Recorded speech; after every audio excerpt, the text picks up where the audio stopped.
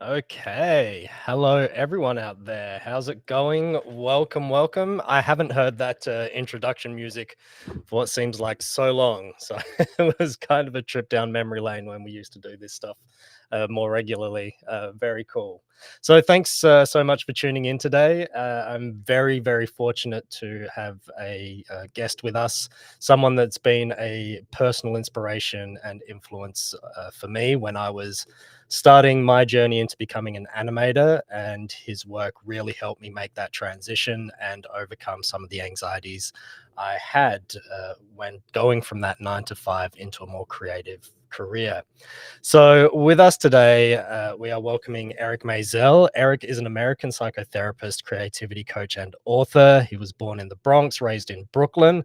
Thought he was going to be a math and science boy, but flunked out of college, joined the army, and is now in California coaching people to embrace their creativity. He's widely recognized as the founder of the creativity coaching profession, which was developed in the early 90s. His work focuses on helping creative professionals manage emotional and practical challenges such as anxiety, procrastination, self promotion, which is always a tough one, and performance pressure.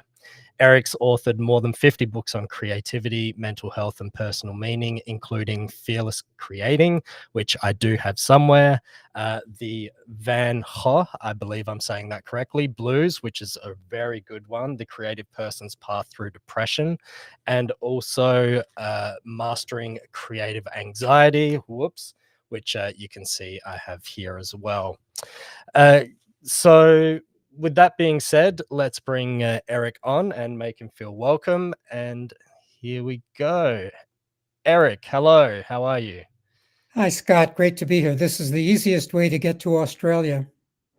Yeah, yeah, absolutely. Well, it's glad to have you virtually in my country, and vice versa for you in California.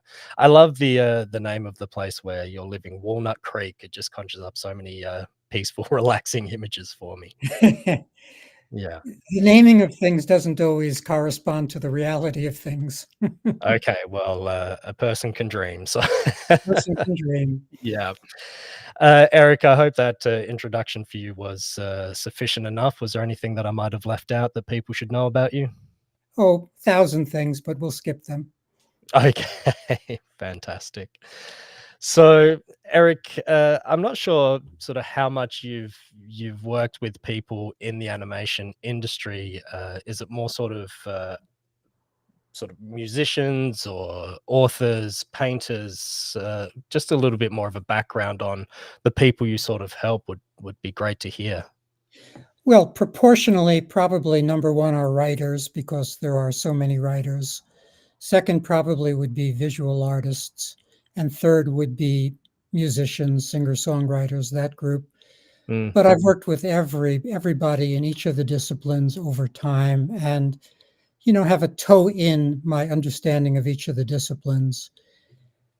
As a coach, it's not possible to be an expert in every discipline, nor is that our job. Our job is to help, not to be expert.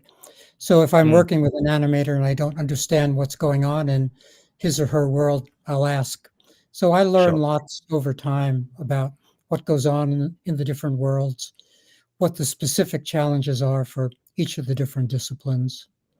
No, absolutely. And just maybe a little bit more of a background of creativity coaching. There's people that I've spoken to about your work, and you can become a creativity coach and the courses that you run, and they kind of go, really? And I say, yeah, absolutely. So what does it involve, your work? Well, let me go back then in time a little bit. I started out as a writer. Obviously, I'm still a writer, but I hoped to Mhm. make a living from writing fiction in my 20s. That didn't pan out, and we had young kids, so I had to do some respectable thing, which was to become a psychotherapist. I didn't believe in the psychotherapy paradigm quickly. I quickly disabused myself of the notion that I was treating mental disorders. I thought I was just helping people who were having problems with living. So I was uncomfortable doing psychotherapy right from the beginning. Mm, And right from the beginning, I chose to work with creative performing artists because being a writer myself, I was curious about our particular challenges. So I was looking to do something as a therapist with artists, and I wanted to leave the therapy world. So I moved to something I called creativity consulting. Coaching wasn't a word quite then. We're talking about the 1990s. Coaching wasn't quite a word. So I started out as a consultant, and then when coaching became a word, I started using the phrase creativity coaching. It's essentially life coaching for creatives. It's very simple to say. It takes into account everything that a creative person faces, whether it's the difficulties of the work or the difficulties of the marketplace or the creative personality. I think there is a creative personality. It's not that easy to describe it, but I think there is one. And I think some people pop out of the womb different from other people. Of course, we're supposed to say that everybody's equal, and in terms of rights, everybody's equal. But in terms of popping out of the womb, I'm not sure everyone is equal. I think some people pop out a little stubborn and a little this and a little that. They look around and say, who are these people who call themselves my parents and what are they doing? And I need to go my own way. So they start Mm. on this individualistic journey, whereas most people start on a conventional journey. That's the truth about most folks. They're looking to fit in. The creative person is often not that interested about fitting in, more interested in manifesting their potential and doing what they want to do. Mm. Yeah, absolutely. And I know, speaking from experience, I definitely came out different. I had that creative streak from the rest of my family, which I can imagine creates a whole bunch of anxieties within itself because you are trying to fit in and be part of the tribe, as you might say. It, But it, then it there's that, does.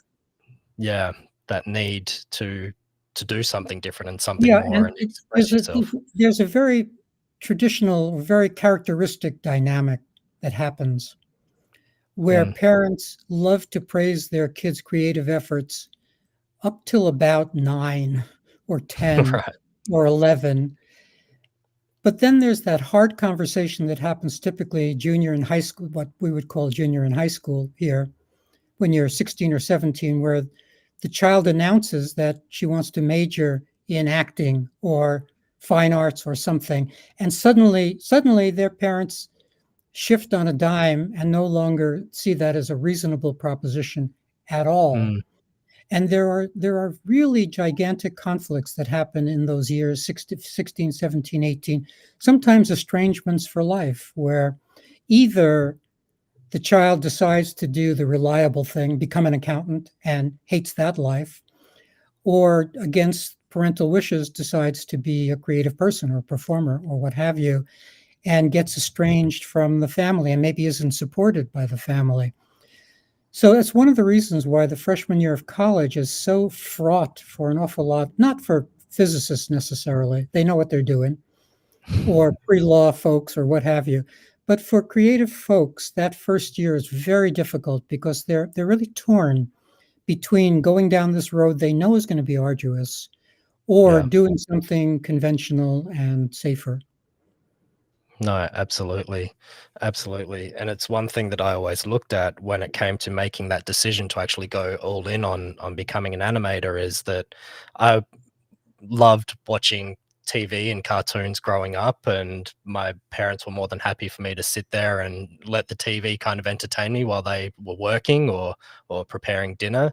And I would think, well, someone was doing that back then as well, and it was making your life easier, and you enjoy watching movies and TV shows. But this is the way that the creative does it, that Yeah, people are doing this, and you're consuming this work by creative people. So it's kind of the angle that I always came from is that someone's got to do it. you know?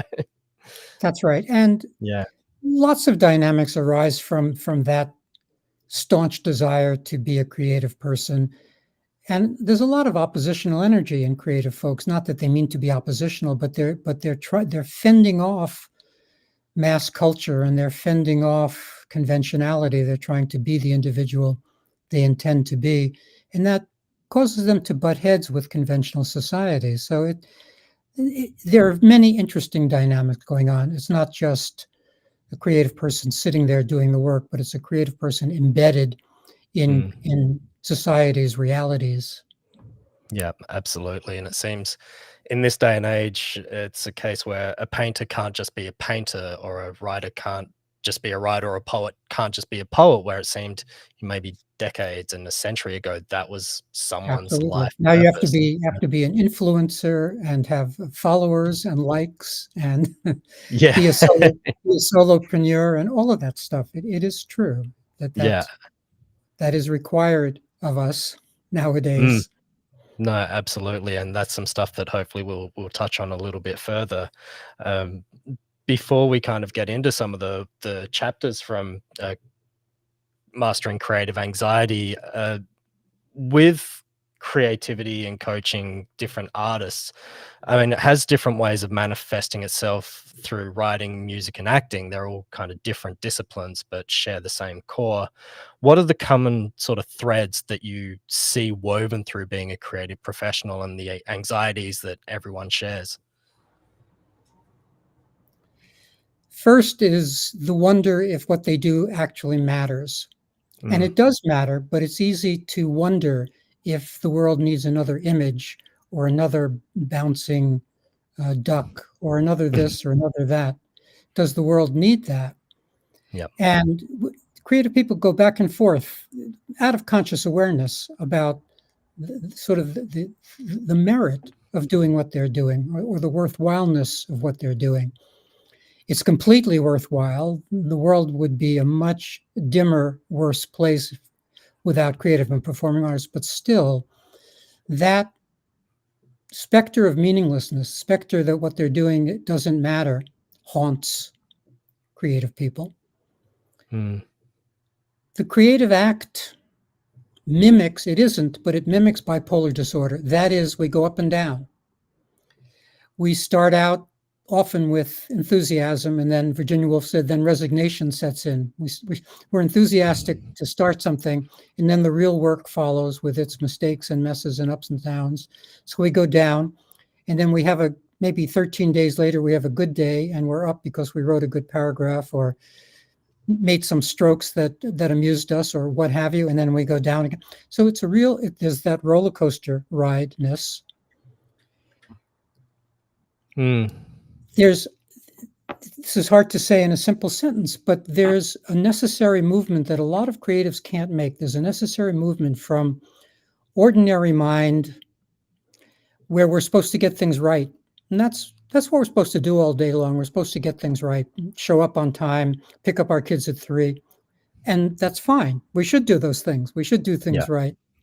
But somehow we're supposed to move to this other place, the creative space, where we have full permission to make mistakes and messes. And most human beings don't have full permission to make mistakes and messes because they're so trained that it's necessary to do the right thing that it upsets them to make mistakes and messes. mm, So you want to be that person who doesn't mind having your hands dirty, or ruining canvases, or spending 2 years on a novel that doesn't work, which sounds awful. It does not sound like a fun enterprise to spend 2 years on a novel that doesn't work, but that's the creative process. So just the realities of the creative process daunt mm. even top creative people are daunted by the realities of the process. Yeah, absolutely. Even though you know that in 2 years' time you are gonna have a body of work, it's that actual 2 years. Would you say that's where the anxiety happens the most? Or is it kind of shifts into a whole different anxiety of, "Now I've gotta Well, release this thing?" you don't know that you'll have a body of work, but you don't know that you'll Yep. have good work. The Mm, thing that we're doing comes with no guarantee. And we could take a million examples, but if you're a fan of Bach cantatas, there are hundreds of them, and about 10 of them are wonderful, and about 190 of them are conventional. mm, Does that make Bach not a great composer? No, those are the numbers. Those are the yep, percentages. Beethoven's first, third, fifth, seventh, and ninth symphonies are reputedly better than his second, fourth, sixth, and eighth.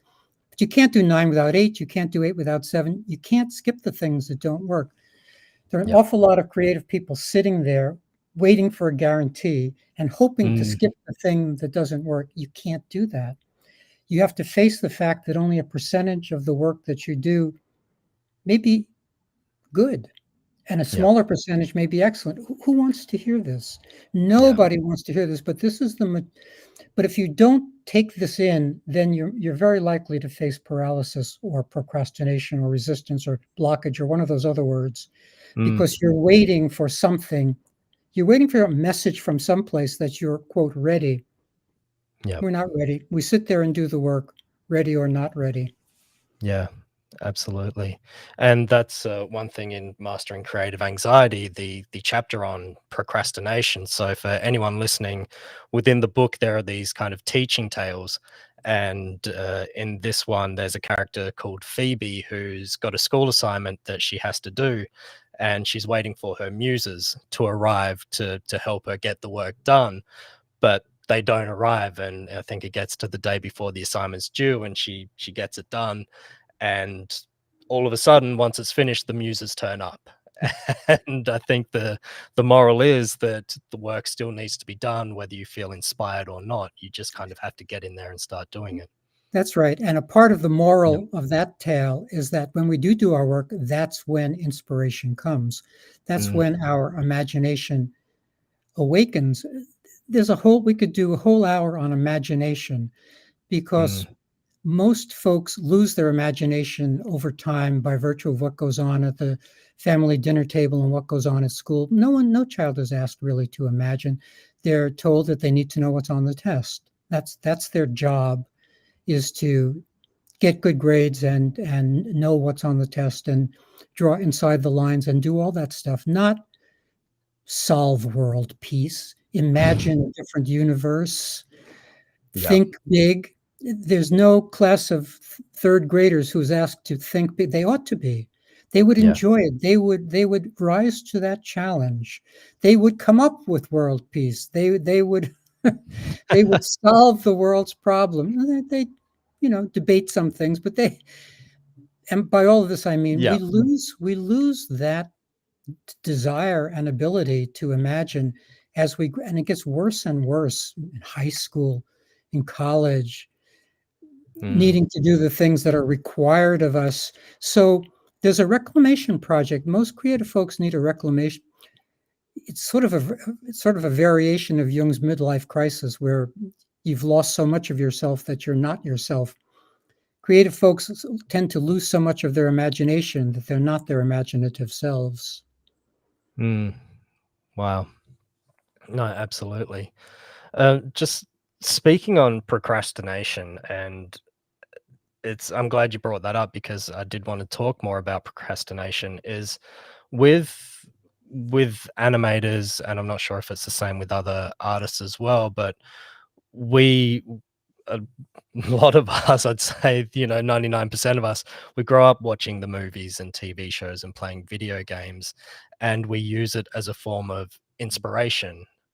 But is there any way to recognize if, I'm watching this, I'm playing this game as a way of procrastinating because I know I've got work to do? It's something that I suffer from, and why I find it hard sometimes to sit down and just relax and watch something is because I know that I could be working on something like this that's going to get me into the industry. So have you come across that in any kind of other Uh, coaching practices? of course. Yeah, And the answer is honesty. right. That is really the whole answer, is to be honest with ourselves about whether we're, quote, doing research, or we're Mm, procrastinating, or that we're relaxing, or that we're just trying to get rid of some time that we can't quite face. So this goes on all the time. And the answer, Freud had a lot of goofy ideas and he had a lot of good ideas. And one of his set of good ideas was the idea of the defenses, ego defenses, things like projection and rationalization, intellectualization, denial, a whole slew of interesting visions of how we deny reality, how we wall mm, off information from ourselves. He was smart about that.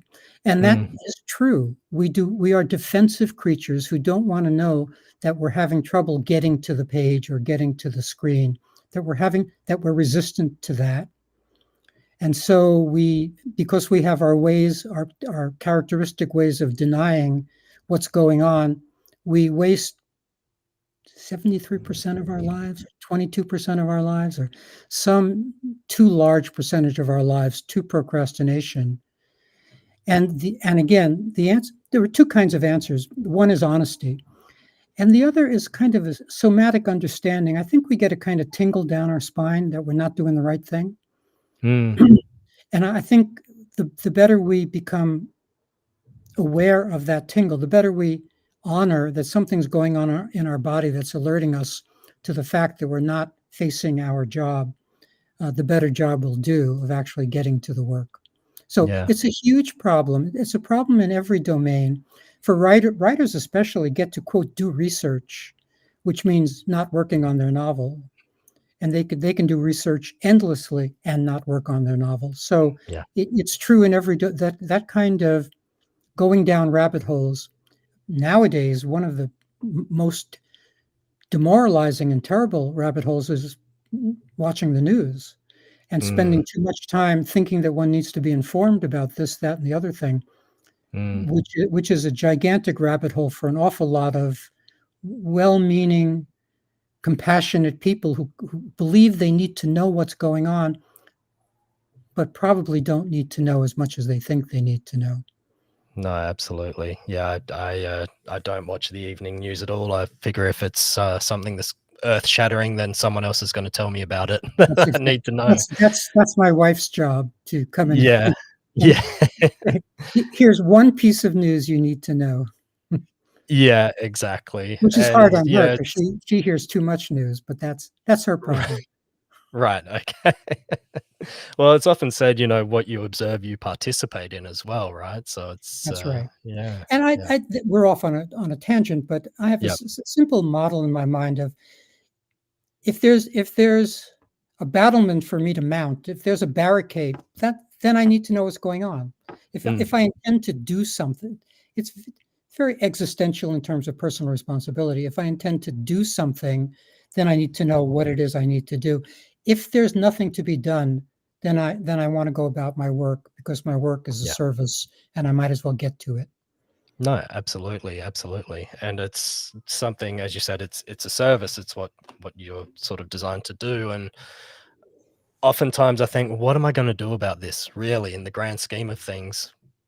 I can't change what's going on over there. I can't change this. So yeah, I might as well just do what I'm doing best Yeah, and try.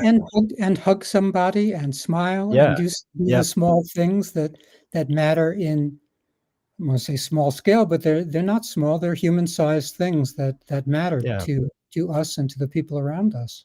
No, exactly. It's about making your own corner of the world a great place to live and the people that share that corner with you as well. So That's right. yeah. Just as an aside, so I was born right after World War II, and in a kind of neighborhood in Brooklyn, which had Holocaust survivors, and World War II was on everybody's mind when I was born. And Mm, so the idea of being a resistance fighter was very important in my psyche growing up. It was one of those phrases that resonated, and I think that's part of my motivation in sort of tackling some of this. I'm in an anti-psychiatry camp. I'm in many controversial areas where I think there's a lot of humbug, a lot of falsity out there. So if one has that energy, that resistance fighter energy, then there's plenty to do, but it still will be at the scale you can do it at. mm. If it's the scale of writing a blog post, that's not going to stop a big pharma from selling a certain billion number of pills. It's not going to stop that, but that's the effort we can make. Yeah, absolutely. Um, just to sort of bring it back to procrastination, one of the ways, and I'd like to in this talk kind of offer some ways for people to, uh, if they're dealing with any of these things, come to terms with them and overcome them. But you speak about setting a deadline on what procrastination looks like. Is it 1 week? Is it a month? Is it 2 months? Um, I'm just wondering, is it possible that procrastination can also be seen as burnout, which is something that's talked a lot about in our industry? Sure, that's Yeah, not procrastination. That's burnout. That's yeah, right.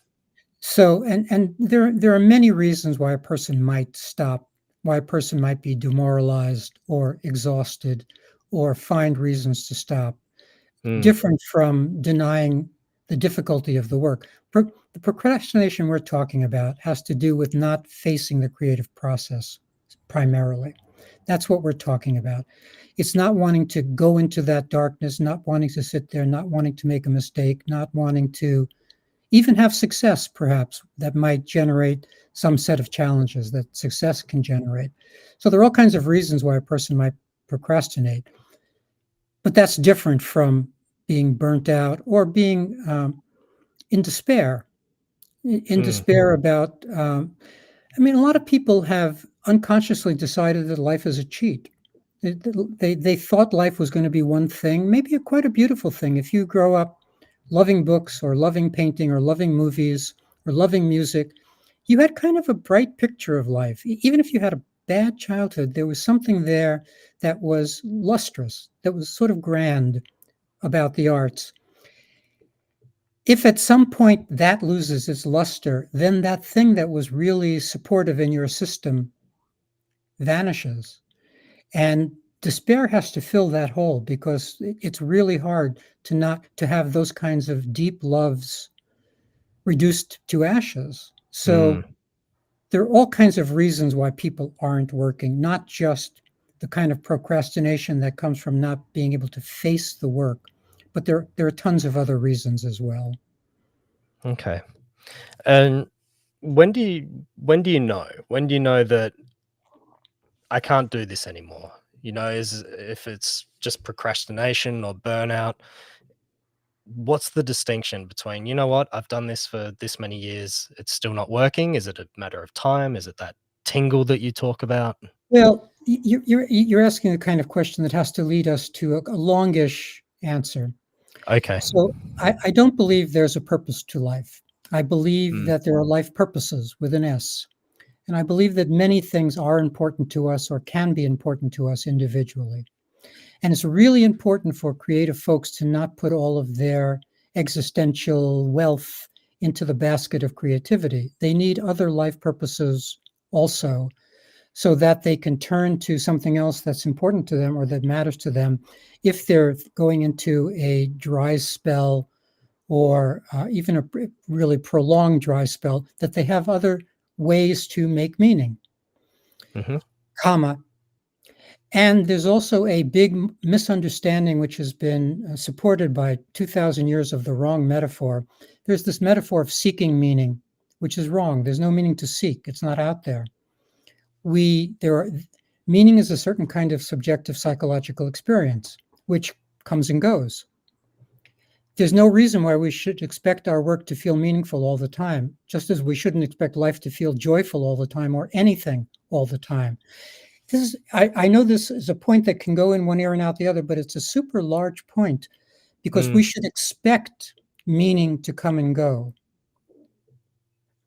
And if we mm, realize that, then if we're having a period of meaninglessness, we should have the hope that meaning can still return. Not that the universe has become meaningless and that we have to go to the edge of a bridge and go to that desperate place, but rather that this is one of those down moments that's going to be followed by meaning returning. So there's a whole picture to paint here about what helps a creative person deal with the very low lows that can come. And that picture has to do with a paradigm shift around purpose and a paradigm shift around meaning, so that one understands that meaning will return and that one understands that we have multiple life purposes to attend to. right. And in those moments of just taking that step back and waiting for meaning to return, is it wise to visit the things that made you fall in love with Yes, the meaning in the first place? Yeah. absolutely. For a painter, I recommend to painters just go to your bookshelf and pull out that whatever mattered to you, that volume of Monet or Van Gogh or Cézanne. Just go back to those things that moved you. Uh, Yeah. I don't know animation, but I do want to say that my wife and I's first date was Fantasia, uh, Mm, but also I think one of the most important movie moments to me comes from Babes in Toyland. Laurel and Hardy movie Mm. from 1 million years ago, Yeah. where Toyland is being invaded by bad guys, and Laurel and Hardy somehow bring to life this toy soldier army. Yeah. I almost could do the That's music. It was, but that little bit of movie magic so mattered to me, but it mattered to others too, and I can prove that it mattered to others because in the television series The West Wing, the mm, president watches that sequence and makes a huge world decision based on that little bit of animation. So I'm not really sure what I'm saying have to exactly, research that. Yeah. except these things that we can go back to really were important to us. We Mm, loved them. And so creating a list of a repertoire of previous meaningful experiences, they can be things like holding your hand's child crossing the street. It doesn't have to be yeah. something enormous, but things that we've experienced as meaningful, walking down a back street in Paris or something, whatever we've experienced as meaningful, that's our repertoire of experiences. And we Mm, can definitely turn to them as reminders that we've experienced meaning and that likely it's coming back. yeah. Absolutely. Uh, Time's kind of moving on, and there are a couple of more chapter topics I wanted to touch on. I'd be interested in hearing from the crowd if you're around. We were going to talk about waiting, promoting yourself, and the anxiety of performing. If people want to drop in the chat what you think you might like to hear the most about, Well, I know all of while these. while we're poking around, I think Yeah. maybe talking about some anxiety management strategies, Mm, some simple ones, just might be useful. yeah. Ones that are portable and that folks can make use of sort of instantly. Um, One is so we've known for thousands of years that deep breathing helps reduce Mhm. anxiety. Let me preface this because we haven't really set the stage for anxiety, but let me set that Sure. stage. Anxiety is a function of our early warning system against danger. We need it. We want it. If we're about to go into a dark alley with two strangers, we want our nervous system to say, think about this twice. So it's anxiety is not something to eradicate, but it is something to manage because we've not done a good, as a species, we've not done a good job of distinguishing between saber-toothed tigers and Carnegie Hall. We have not made that distinction very well in our being. So anxiety is not an enemy. We really need it, but then we need to manage it better. Mm, Now, how do we manage it better? Deep breathing, 3, 4, 5 seconds on the inhale, 3, 4, 5 seconds on the exhale, and right thinking thoughts that don't exacerbate our anxiety. Those two things are probably the top, some breathing and some right thinking. I did a whole book which has the simple idea of marrying those two ideas where you drop a useful thought into a deep breath. And I call those little bundles incantations to distinguish them. They're really sort of affirmations in a breath. mm, And that can be a very useful tool for anybody, for any creative person to simply engage in some deep breathing and then find a phrase that is calming, like right here, right now, or perfectly, I'm ready. Or, I don't know. I'm not going to find any brilliant words in this moment, but any set of 2 or 3 or 4 words that fit a deep breath. You would say half the words on the inhale, half the words on the exhale, and that becomes your magical charm. It just becomes a really useful, simple tool. That's A. mm, B is visualizing calmness. I think I did a whole book called Redesign Your Mind, the mhm, conceit of which is actually not just changing your thoughts, but changing the source of your thoughts. That is changing, redesigning, redecorating, and redesigning your mind.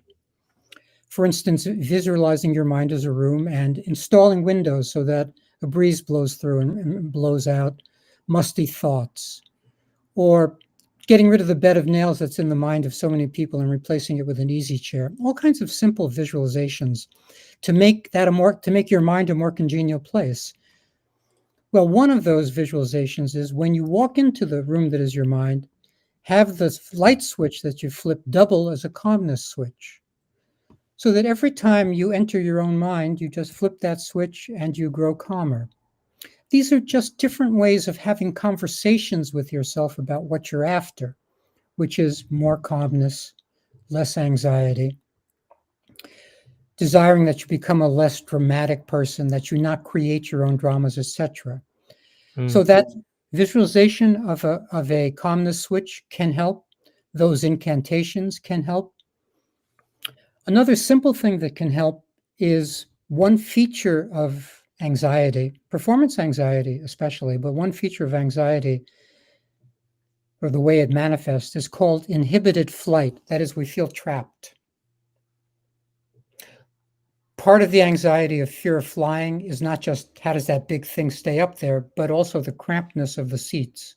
Just mm. feeling trapped in those seats provokes anxiety. So this is so simple. Get up. If you're feeling anxious, you're sitting there animating, but you're feeling anxious, get up. Don't leave. Don't leave the house, but get up, walk around your chair, walk around the room, go make popcorn, which takes 2 minutes and 20 seconds.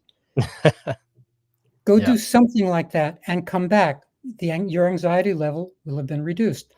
So these are just simple ideas. Silent screaming, screamy face is a somatic technique that actors learn to get the anxiety out. There are the point is there are a ton of simple things one could learn. Most people hear these and they go in one ear and out the other. They never practice them. They never Mm, acquire, they never own one of these tools. And all you need are one or two that work.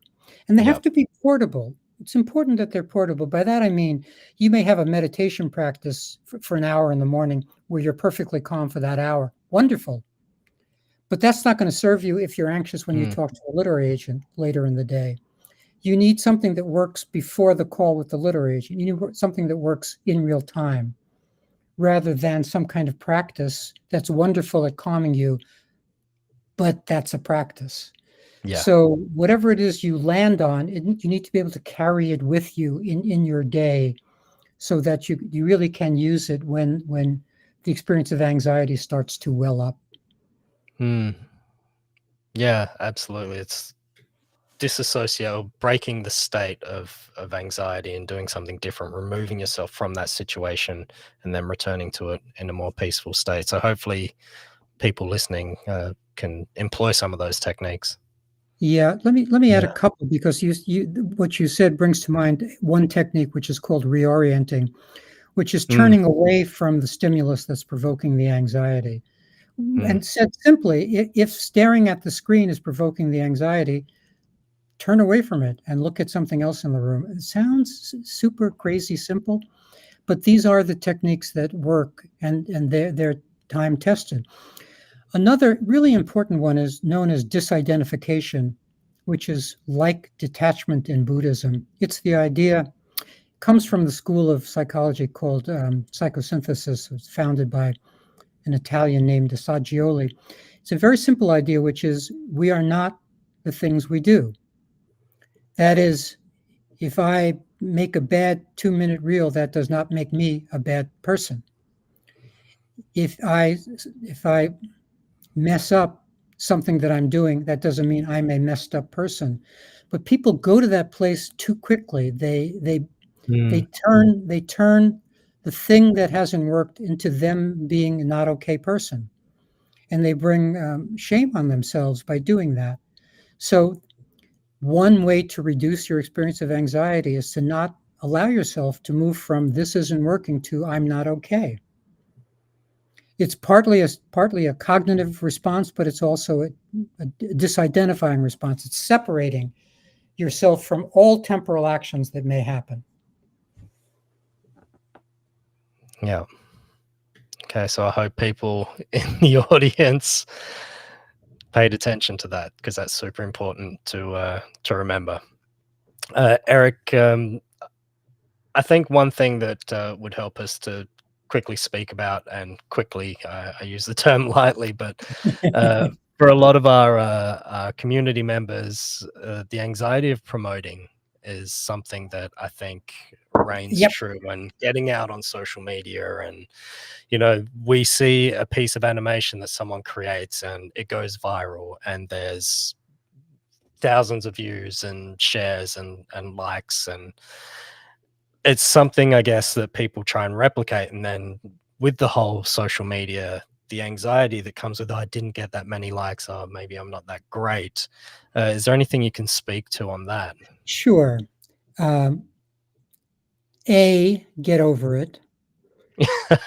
Simple.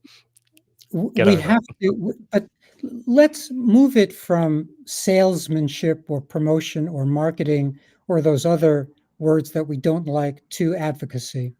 Mm, Because if you are not your own best friend, if you are not standing behind the documentary film you made, if you are not on your own side, who will be, or who else is in a better position to be on your own side than you? So that's that reframe of you're not marketing, you're advocating for yourself. That's mm, number one. Number two, we have to get clear that we have to ask for what we want. We have this fantasy that things will come to us.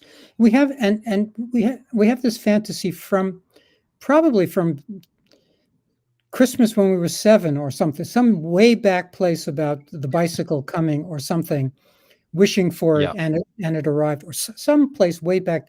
Now we have to ask for what we want, comma. Mm, And the next point is as important. That's a big point. People have trouble asking for what they want because they can't reciprocate. They feel like they can't ask for what they want unless they can say, in return, I will give you X. All you need to do is in return say thank you. mm. Ask for what you want and say thank you. Don't worry that you have not. You can say later on, I'll give you my firstborn child, or down the road or something. But right now, you're not going to say all of what I'm saying, but you don't have to be thinking, because I can't reciprocate, I can't ask. It's really Mm. important to get over that hurdle. Ask without being able to reciprocate, comma. And do you think, sorry to interrupt, do you Sure. think, Mhm. that feeling of not being able to reciprocate ties into feeling as though you won't be able to live up to what you're asking for? That, but I think it's more feeling one down, Mm, not feeling equal to the other person. The other person is just is more powerful, mhm, and this is a way of trying to minister to that difference in power by thinking, well, if I could, I would have more power if I could offer something. mm, So I think there are multiple reasons why the not asking is so prevalent, and and of course, not only not asking, but asking so poorly in the sense of, if you want to say something simple like, I wonder if we could have coffee. That looks like this. I wonder if we can have coffee. And then people write 7-paragraph emails instead with all kinds of apologies and clauses and what have you, almost to disguise the ask. mm. I work with lots of clients where I demand that they say things in seven words or fewer as a practice to get Yeah, over the way we use commas to reduce the power of what we're saying. I want clients to be able to say, please stop doing that, or I need this from you, or I want this. Most sure. human beings find it really hard to create utterances of 7 words or fewer with a real period at the end, comma. Yep. Let me just finish that. The other thought, when somebody's on your side, which is a rare enough occurrence, but when somebody in the marketplace is on your side, ask for more. There's the asking, and then there's the asking for more, which sounds like, wow, Mary, that's so wonderful that you want me to contribute to X. I wonder, could I also contribute to Y?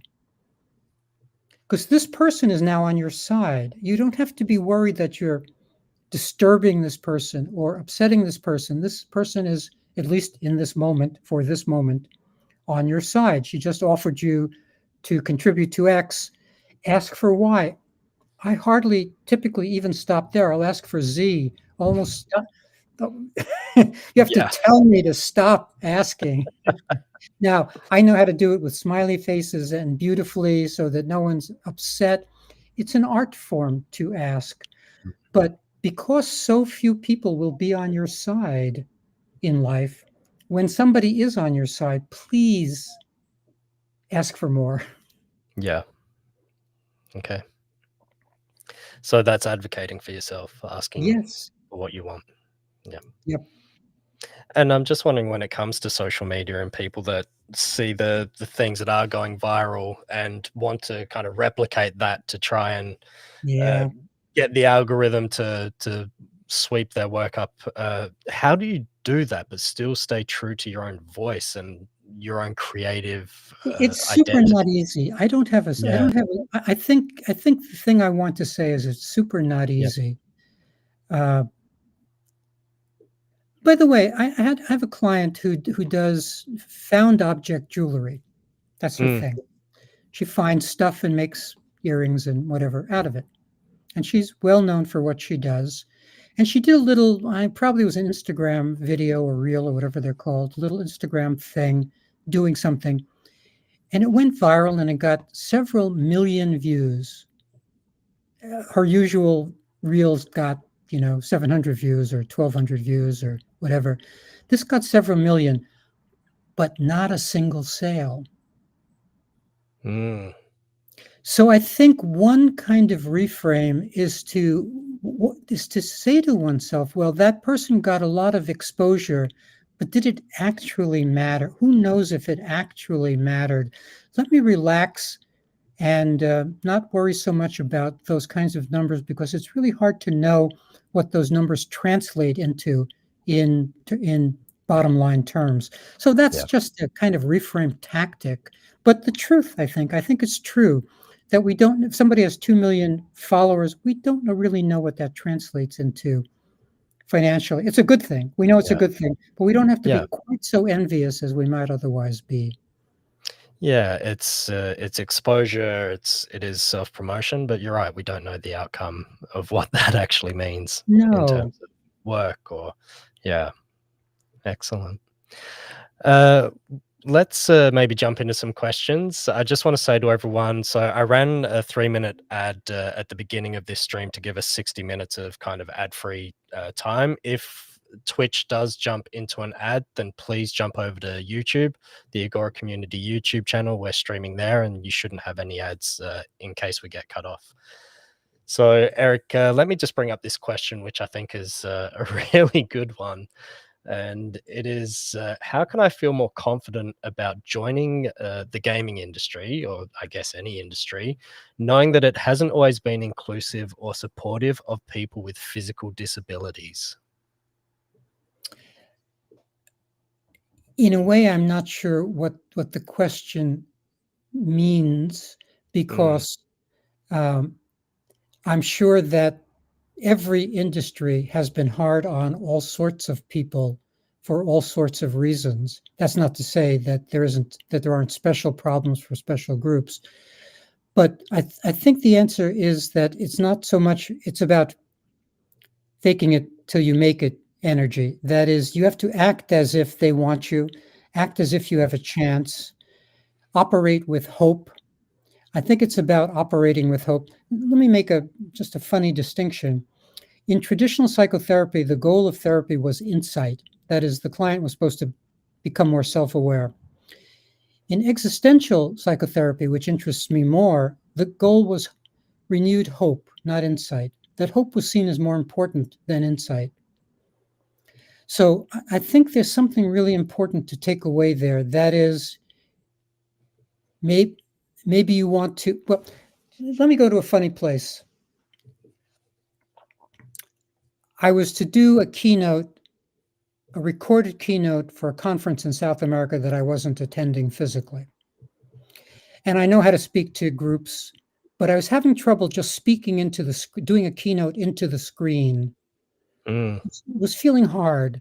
So I tried to problem solve. What could make this easier? So I found on the net, on some site, a wonderful audience applauding me. I mean, applauding, not applauding me, but an audience applauding to put up in front of me so that I had an audience applauding me. So we need tactics and gimmicks like that to sustain ourselves and motivate ourselves to keep doing the work we need to do. So maybe you need some some sets of people sitting out there on your desktop applauding you, or it's a roundabout way of saying try not to think so much about the ways in which you don't have a chance, and rather just opt for the belief that you have a chance. Yeah. Let me just say it one other way, because this is a way that I talk to clients a lot, and that is each of us needs to prove the exception. The rule is we're not going to make it in any art discipline. That's unfortunately the rule. So much competition, so little money, so few chances, etc. That's the truth for everybody. So that means for you to make it, anybody, any you to make it, you have to prove the exception. So you want Mm. to be thinking that way. And you may want to say to yourself, here are the exceptional things I intend to do. If somebody else is reaching out 7 times a day, I'm reaching out 23 times a day. If the advice I've gotten is to do X, I'm going to do X squared. Because I realize I can't do, in a way you can't follow industry advice, because that's what everybody's following. In a way, you have to find your way that's a little different from industry advice, and create your own model for proving the exception. Mm. Yeah. Yeah, it's definitely an interesting question and I think it has many avenues here, knowing that it hasn't always been inclusive or supportive of people with physical disabilities. So um, hopefully that helps. They say thank you, so I think That's it does in that's some proof. respect. That's all. That's Yeah, all I need. That's all I need. yeah. This question is something that we briefly touched on. It might be worth maybe revisiting in case this person wasn't in the call. Do you have advice on knowing the difference between taking a break to reorienting yourself and it turning into procrastination? We did touch on that. Yeah, Yeah. but on the practical level, it's purely about time. That is, Mm, you set a timer for 2 minutes or 3 minutes, and you take a break and you walk around. And as I say, you make air popcorn, 2 minutes yep. and 20 seconds or whatever, make a cup of tea, and then come back. If you cross over the 2 minutes, then you're fooling yourself. Or again, if you are being truthful and you know you need 2 more minutes, maybe you just got a bad email, something you were really hoping for happening didn't happen. I don't Yep. expect you to get over that in 2 minutes. What I do expect is that you have in the back of your mind the following phrase: I'm going to get over this sooner rather than later. It's going to take as long as it takes, but it's still up to you to be decisive in deciding that you want to come back to the work and that you intend to come back to the work sooner rather than later. I often use as an example, this is offline, but I often use this as an example. I work with lots of writers who are spending 7 years on a book, 9 years on a book, which means they're not really writing. Nobody who's actually writing can actually spend 7 years on a book. It'd be 5 million words long by that point. It means that they're mostly not writing. Mm, So I'll present them as the alternate model of how long a book takes to write. The Belgian novelist George Simenon, who's a wonderful writer, wrote the Maigret mystery series and about 500 novels. And his method was to write each book in 3 weeks' time. That was the goal he set himself. Now, I'm not saying a writer should write a book in 3 weeks' time, but there have to be different models from 7 years. We mm, have to, if a writer is saying to himself or herself, well, books take forever, you can just feel how that book's not going to get done. Whereas if a writer is saying to himself or herself, this guy wrote books in 3 weeks' time, let me shoot for 2.5 weeks. If you come at it with that kind of energy, then you know how to come back from breaks. You know how to not procrastinate. You just know how to get on with the work. yeah. Yeah, it's sometimes just sitting there and just starting as well, I find, and I'll give myself I'll say, "You know what? We're just gonna write a sentence. I'm just gonna pose out this one pose on this Yep. character." And then that can be enough to actually start. Next thing you know, half an hour's passed. I think it's just And I giving know yourself that time limit, saying, "You know what? 5 seconds, that's all we need." yeah, I know we have lots to talk about, but I want to paint a little Mm, picture with my hand here, and that is, I was saying before that we have to get from our everyday mind, where we're supposed to get things right, to this creative space where we have permission to make mistakes and messes. That's not simple. So I think what's really useful is a ceremonial bridge.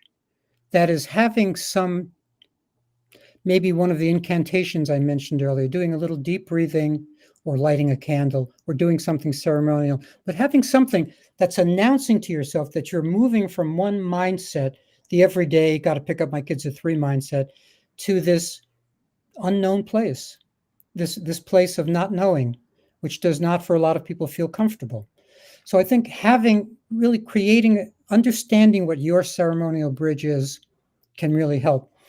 When I train creativity coaches, I invite them to take a tray of ice cubes out of the freezer, crack them, because I think the experience of cracking ice cubes is very much like what cracking through everyday resistance feels like. It needs a crack. mm, It's not thick. The ice is not thick between us and our work, but it's just thick enough that it needs a crack to get through. So having some device like that, a bell that you hit, something that feels like cracking mm. through in other words, I believe in simple tactics like this because we can get stuck just perseverating about thinking about starting, and maybe just a crack will make a difference. Yeah. I'm gonna go to my freezer after this, I think.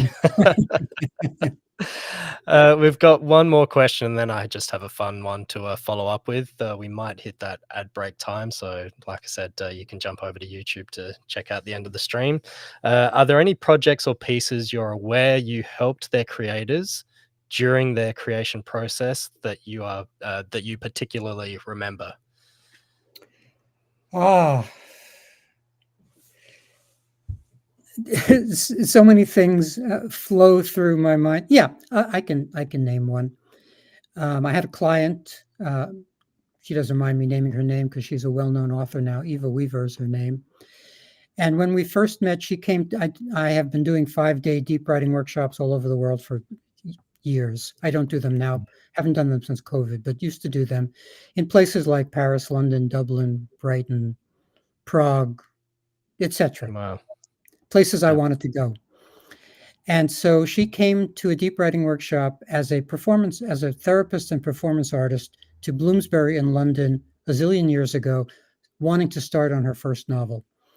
We have worked together through the years, and she created a novel called The Puppet Boy of Warsaw, which was a bestseller, and other novels and other stuff. So she just pops to mind as an example of somebody I've worked with over the years who had no idea how to write a novel at all, zero idea, to the place of being a best-selling novelist. Wow. That's got to be inspiring when you start seeing stories like that take place. Yeah. Works for me. Yeah, absolutely. And just one last question, just a fun one. I was watching an interview that you were doing. I think it was came out maybe about 7 years ago. I just want to know: did you break and did you get a cell phone yet? Because you were trying to hold out as long as possible. I have two answers to that. The first answer is no. I still don't have a cell phone. The Fantastic. actual answer is I have one that's in my briefcase. It's never on, and I take it when I'm driving just in case I need to call road service. Okay. So it has one, no, it has two numbers in it, my wife and road service. So I don't Okay. think that counts as having a cell phone. No, absolutely not in the sense of today. Eric, this has been fantastic. It's often said you don't want to meet your heroes, but being able to speak with you today has definitely been something that I've enjoyed, and I feel very fortunate. And hopefully, our community members have seen or found a lot of insight into ways that they can overcome their own creative anxiety. Is there anywhere that people can find you? Where can we see more of your work? Yeah, my main website is ericmaisel.com, EricMaisel.com. Yeah, I have a nice Substack that comes in on Tuesdays. I present Tales of the Creative Life, and on Thursdays, Craft of Coaching. At any rate, visit my site. That's where the stuff is. Excellent. Thanks. AJ's posted that link in the chat. So thank you very much.